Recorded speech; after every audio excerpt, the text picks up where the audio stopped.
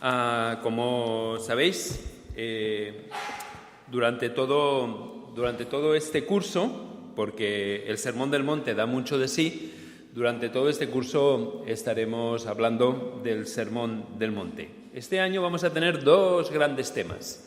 El Sermón del Monte, del cual Dios mediante yo iré predicando, y después a todos los predicadores que hemos invitado a que vengan, les hemos dado un tema. Les hemos dado un tema que me parece que es muy interesante, y es el tema de las mujeres de la Biblia y qué es lo que podemos aprender de las mujeres de la Biblia. Entonces, cuando alguien viene, en vez de que nos suelte cualquier cosa, les hemos pedido que piensen y que reflexionen sobre las mujeres de la Biblia y qué es lo que nosotros podemos aprender de las mujeres de la Biblia. El año que viene, Dios mediante, el tema será los animales de la Biblia y qué es lo que podemos aprender de ellos. No os riáis, hay muchos animales de los que se pueden aprender muchas cosas. Pero en el caso específico, yo voy a estar predicando del Sermón del Monte y voy a estar predicando durante este curso. El tema de hoy, como sabéis, estamos centrados en las bienaventuranzas. La bienaventuranza que toca hoy es la bienaventuranza que dice: felices los que lloran, porque ellos serán consolados. El pasaje clave es el de las bienaventuranzas, el Evangelio de Mateo, y los capítulo 5 y los versículos del 1 al 12. Vamos a pasar a la introducción, que es el primero. ¡Qué bien! Vamos a pasar a la introducción y, como bien sabéis, el Sermón del Monte, como ya os he comentado en días anteriores, no es un sermón propiamente tal y como nosotros lo entendemos. No es que Jesús subió al púlpito y empezó a hablar durante horas y horas acerca de los básicos de la vida cristiana. Más bien le llamamos un sermón porque es una colección de las enseñanzas claves y de las enseñanzas fundamentales que Jesús compartió con sus discípulos. Recordáis que yo os he comentado que Mateo es un evangelista muy didáctico y él tiene la costumbre de agrupar las enseñanzas de manera temática. Por lo tanto, lo que nosotros conocemos como el Sermón del Monte debió de ser una colección de enseñanzas, eso sí, enseñanzas básicas, fundamentales, vertebrales de lo que sería el seguimiento de Jesús, y Mateo las coleccionó y les puso en un contexto de un sermón que lo dio en una montaña. Recordad que hay un paralelismo entre el monte Sinaí, donde Israel recibe la ley, y el monte del sermón, donde las normas para vivir bajo el reino son dadas por Jesús. Si os acordáis, en el Sermón del Monte, en varias ocasiones Jesús dice: «Oísteis que fue dicho», y a continuación introduce una de las afirmaciones de la ley. Y justamente después él dice: «Pero yo os digo». Y hay un contraste muy claro entre lo que fue la ley dada en el Sinaí y las enseñanzas del Sermón del Monte. También, el primer día, yo os mencionaba que el Sermón del Monte es como el sistema operativo. Todos los que estamos aquí, sin excepción, yo diría, tenemos un teléfono móvil, una tableta, un ordenador o una colección de todos ellos. Y todos ellos tienen un sistema operativo. Y ese sistema operativo determina lo que pueden hacer o lo que pueden dejar de hacer. De alguna manera, el Sermón del Monte es nuestro sistema operativo. Es el sistema operativo que nos permite vivir como seguidores de Jesús en el contexto de un mundo roto, como nos estaba hablando Samuel, y en el contexto de un mundo en el que estamos llamados a ser agentes de restauración y de reconciliación. Y también, como os decía el primero de los días, el Sermón del Monte es un espejo donde yo me puedo mirar y puedo ver aquellos aspectos del Sermón del Monte que ya están claramente arraigados en mi vida y aquellos que tengo la necesidad de desarrollar.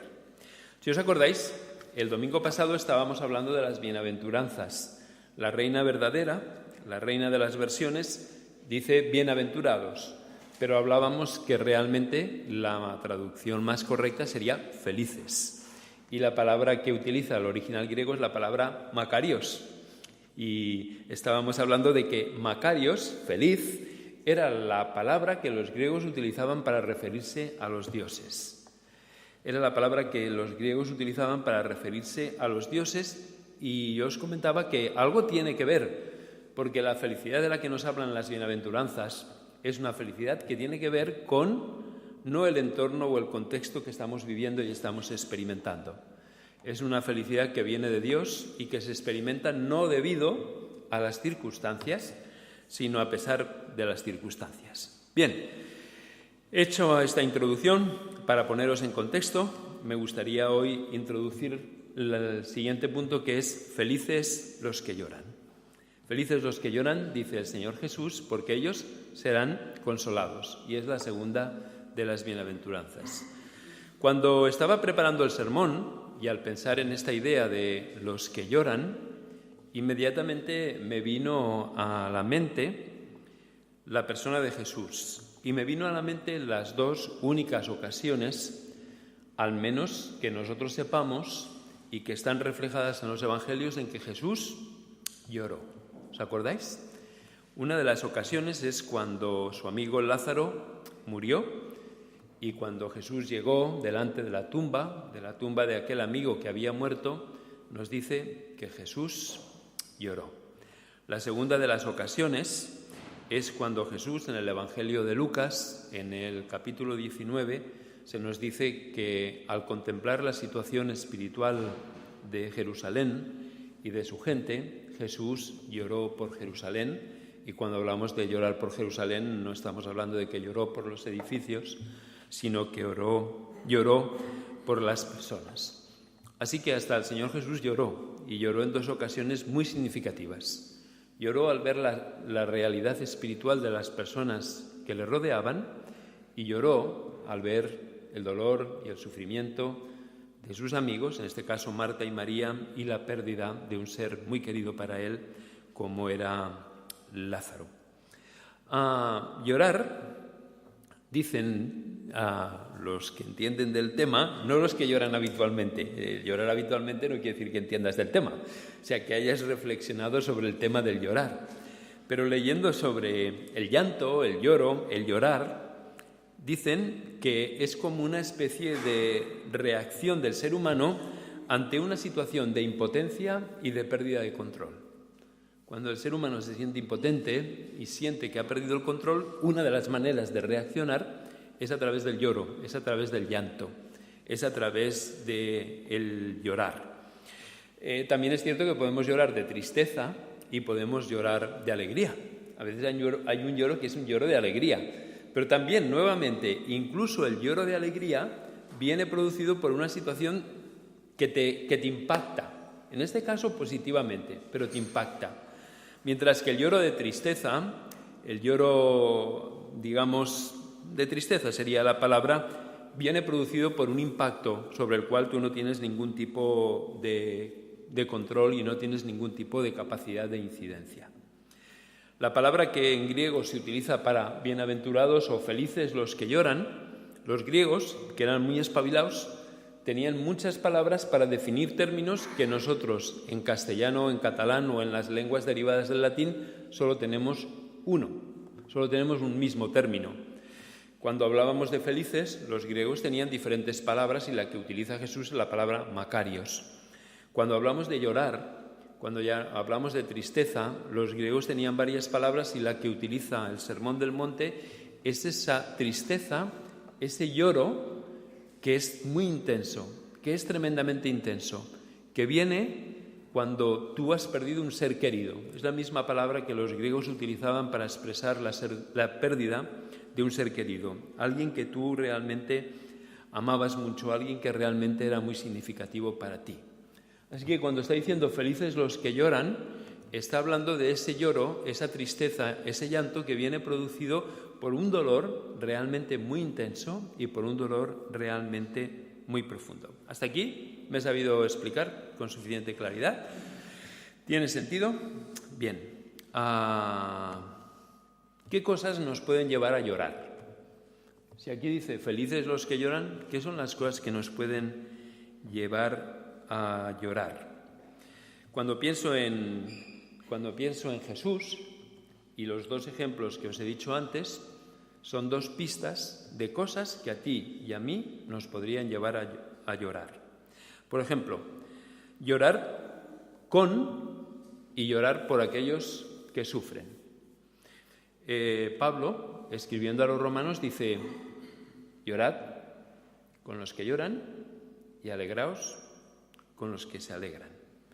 De la misma manera que Jesús lloró por Lázaro, hay un lloro, hay una tristeza que viene como consecuencia de poderme identificar con aquel que está a mi lado y está sufriendo.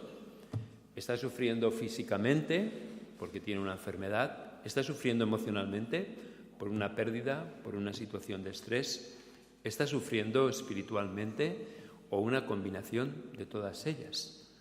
Pablo nos dice que debemos de tener la suficiente empatía, la suficiente capacidad de ponernos en los zapatos de aquel que está sufriendo y de aquel que lo está pasando mal. De la misma manera que Jesús lloró por la pérdida de su amigo Lázaro. Llorar con los que lloran no necesariamente tiene que ser derramar lágrimas.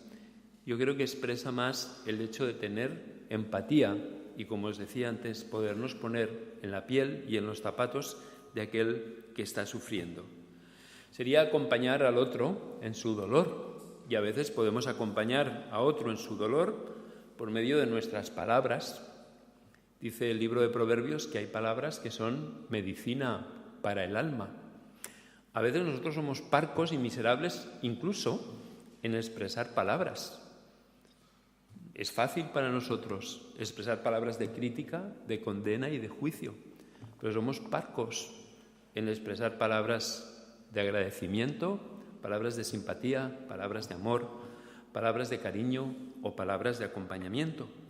Podemos acompañar al que sufre, llorar con el que llora, por medio de nuestras palabras, por medio de nuestras acciones, por medio de nuestra presencia física. A veces no hace falta decir nada, simplemente hace falta estar allí, estar presente, a veces con nuestro silencio. Dice la Escritura que hasta el necio pasa por sabio cuando calla. A veces es mejor estar y no decir nada que decir tonterías, pero es una manera de llorar con los que lloran, de tener empatía con aquellos que están sufriendo.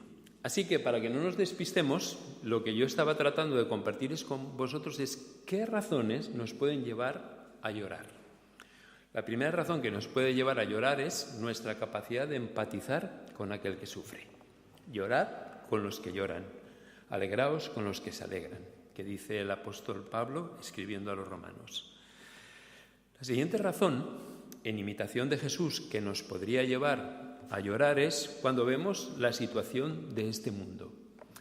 A mí últimamente hay una cosa que me preocupa mucho. No sé si vosotros la habéis experimentado como yo la experimento. Me es más fácil llorar, si no llorar, conmoverme, ¿no? Eso que te pone un nudo en la garganta.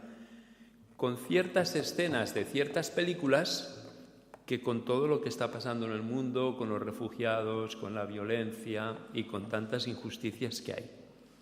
No sé si es porque la televisión tiene la capacidad de manipular nuestras emociones por medio de una combinación de las imágenes adecuadas y la música adecuada y el momento y el tempo adecuado, y eso me puede mover emocionalmente, y sin embargo estoy ya tan cansado de ver refugiados que son rescatados en el Mediterráneo, estoy tan cansado de las mafias que tratan con seres humanos que han sido desmanteladas, y además en el momento más inoportuno, cuando estoy cenando, que es cuando acostumbro a ver las noticias, que me he dado cuenta de que estoy desarrollando una capacidad de insensibilizarme.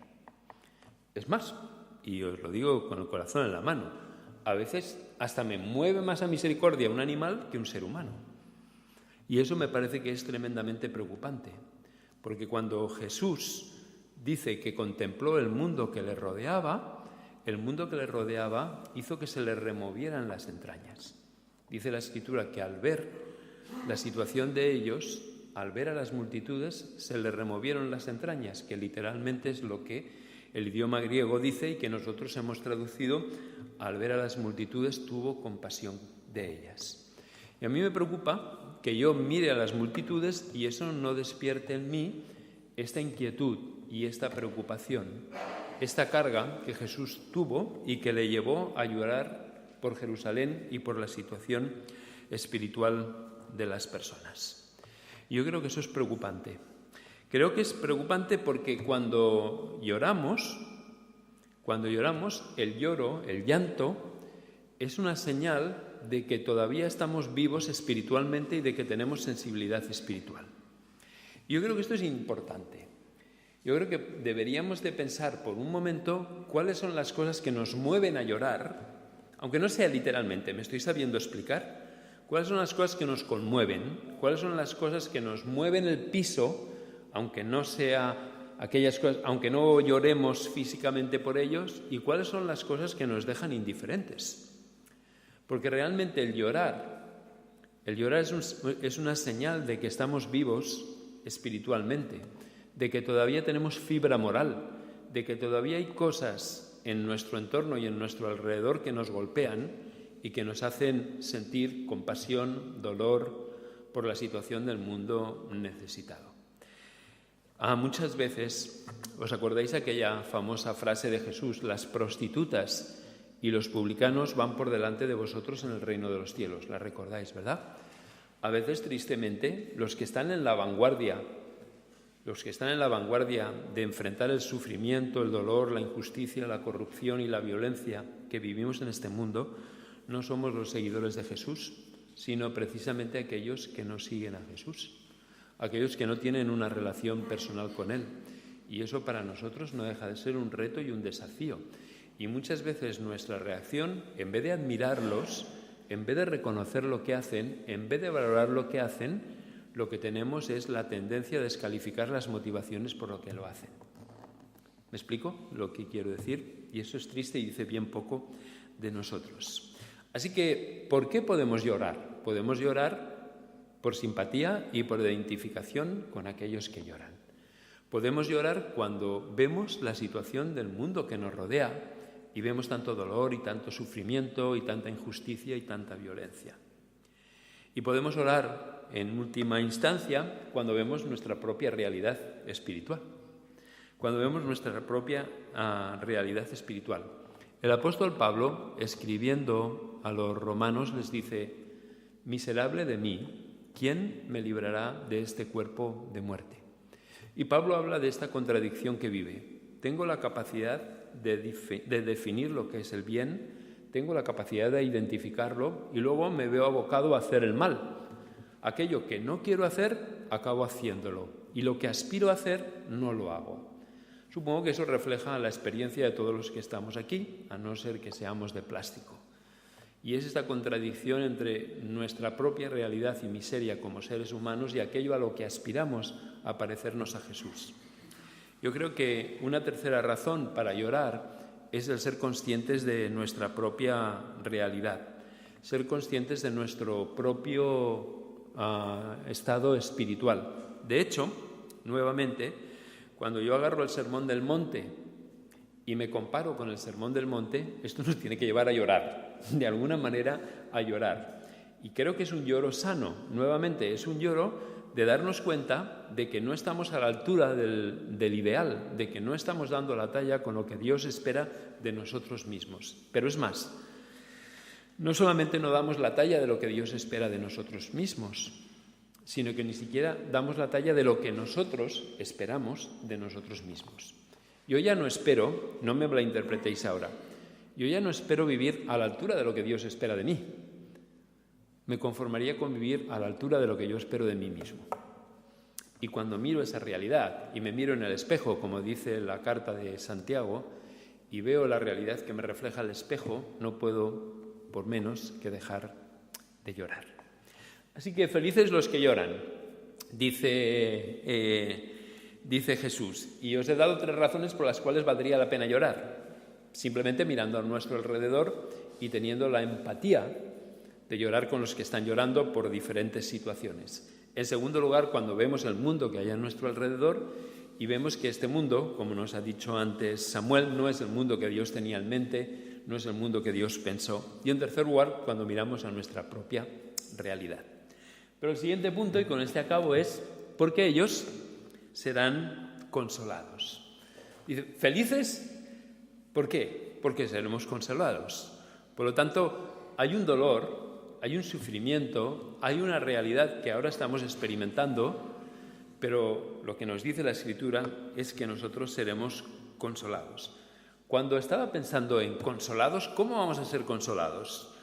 Vinieron a mi mente dos versículos. Yo creo que son esas cosas que el Espíritu Santo pone en tu mente. El primero es el Salmo 30, que yo lo veo un poco difícil de aplicar, porque dice, has cambiado mi lamento en baile. Yo, la verdad, mucho tiene que hacer el Señor para que yo baile, pero creo que el principio es, has cambiado mi tristeza en alegría. Y creo que esta es una promesa del Señor. Yo cambiaré tu tristeza en alegría. Y el segundo versículo que vino a mi mente, y en base a los cuales os quiero compartir esta idea de consuelo, es Apocalipsis 21:4, donde dice que el Señor enjugará las lágrimas de nuestros ojos. Allí ya no habrá muerte, ni luto, ni llanto, ni dolor, porque todo lo viejo ha desaparecido. Es decir, yo veo que hay dos tipos de consuelo. Un consuelo aquí y ahora, y un consuelo, si me permitís, escatológico, que será allí y entonces. Uno que es aquí y ahora, y otro que será allí y entonces. Bien, cuando yo miro la realidad de la gente que hay a nuestro alrededor y sufre, yo creo que hay personas que recibirán consuelo gracias a nuestra intervención en la vida de otros. Y si me permitís, yo os animo a que seáis agentes de consolación. Muchas veces, una manera de mitigar tu dolor y tu sufrimiento es precisamente mirar el dolor y el sufrimiento de otros. Muchas veces solamente tienes que ver el que está a tu lado, y permitidme que os lo diga así, que está peor que tú, para darte cuenta de que no es tan miserable como piensas, de que no es tan amarga y tan dura tu vida como piensas. Piensa en cómo está la gente a tu alrededor y te darás cuenta de que por muy mal que tú estés siempre puedes dar consuelo y siempre puedes dar empatía y simpatía y acompañamiento a otros que están peores que tú. Yo creo que hay muchas de las necesidades de la Iglesia que Dios ha decidido que no las va a ministrar directamente. A ver si lo sé explicar. Aquí hay necesidades en nuestra Iglesia, por centrarlo y por limitar el campo. En nuestra Iglesia hay necesidades económicas, emocionales, sociales, físicas y espirituales que no tenemos que esperar que Dios las ministre directamente, porque Dios ha decidido que las va a ministrar a través de nosotros. Por lo tanto, no es el Dios el que se desentiende, sino somos tú y yo quienes nos desentendemos de nuestro hermano necesitado por las razones que sean, por desinterés, por indiferencia o simplemente porque estamos tan preocupados por nuestras propias necesidades que somos incapaces de ver las de los demás. Por lo tanto, algunas de las maneras en que Dios nos va a consolar va a ser a través de tu hermano y de tu hermana. Y creo que todos los que estamos aquí nos deberíamos de preguntar cómo yo puedo consolar al que sufre, cómo yo puedo estar acompañando al que lo está pasando mal. Hay otras necesidades, hay otro consuelo que va a ser un consuelo, como os decía antes, escatológico. Yo creo que mientras vivamos aquí siempre va a haber injusticia, siempre va a haber dolor, siempre va a haber enfermedad, siempre va a haber corrupción y siempre va a haber violencia. Pero tú y yo sabemos que este no es el final de la historia. Tú y yo sabemos que el reino de Dios vendrá. Tú y yo sabemos y oramos, como nos enseñó Jesús, para que su reino venga. Y como nos dice Apocalipsis en los capítulos finales, habrá un día en que todo el dolor, toda la injusticia, toda la corrupción y toda la maldad desaparecerán. Y nosotros lo sabemos, y sabemos que el mal ha sido vencido por el bien. Y sabemos que es simplemente cuestión de que eso se concretice en el tiempo y en el espacio. Pero nos dirigimos hacia el triunfo del bien sobre el mal. Y eso nos tiene que dar consuelo para poder afrontar las realidades de la vida cotidiana.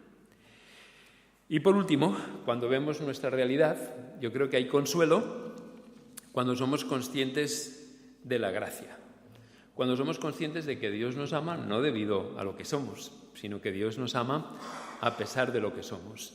Cuando nos damos cuenta de que Dios entregó a su Hijo por ti y por mí cuando todavía éramos pecadores y lo único que merecíamos era la muerte y la condenación. Y como muy bien dice Pablo escribiendo a los romanos, si cuando éramos sus enemigos Él entregó a su Hijo por nosotros, ¿cómo no nos va a dar ahora todas las cosas juntamente con Él? Así que hay 3 razones por las cuales llorar. Llora por tu propia realidad, miserable de mí, ¿quién me librará de este cuerpo de muerte? Llora por empatía, por simpatía y por acompañamiento de los que lloran, y llora por el mundo en el que estamos y en el que Dios nos ha puesto para poder servir. Me supe explicar 3 razones por las cuales llorar, 3 consuelos. Para mi situación como persona, la gracia. Por la gracia de Dios somos lo que somos. No podríamos vivir si no fuera por la gracia de Dios.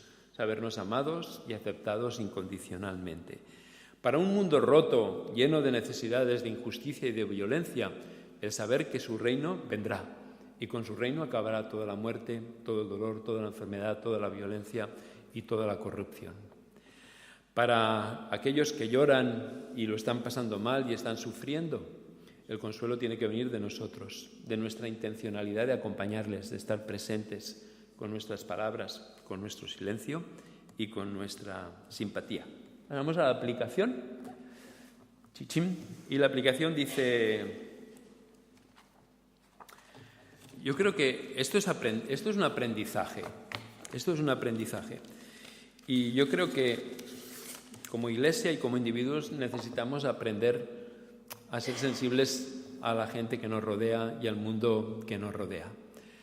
Yo creo que nuestra tendencia es a centrarnos, y no sé si he captado bien lo que Samuel quería decir, nuestra tendencia es a centrarnos en nosotros y en Dios y olvidarnos del entorno. Pero el entorno, como nos decía muy bien Samuel a través de la tensión entre el monte de la transfiguración y el valle de la miseria, el entorno es un entorno muy duro y muy difícil, donde tú y yo, a pesar de toda nuestra realidad, estamos llamados a llevar misericordia, a llevar consuelo y a ayudar a aquellos que sufren y a aquellos que padecen. Si no, hemos perdido el norte y hemos perdido la razón por la cual el Señor nos salvó y el Señor nos rescató, para que podamos consolar a los que sufren y recibir el consuelo que viene de Él. Pues que el Señor os bendiga y que podamos experimentar la felicidad que viene del consuelo del Señor y a la vez tengamos la sensibilidad para contactar con un mundo roto y con un mundo necesitado.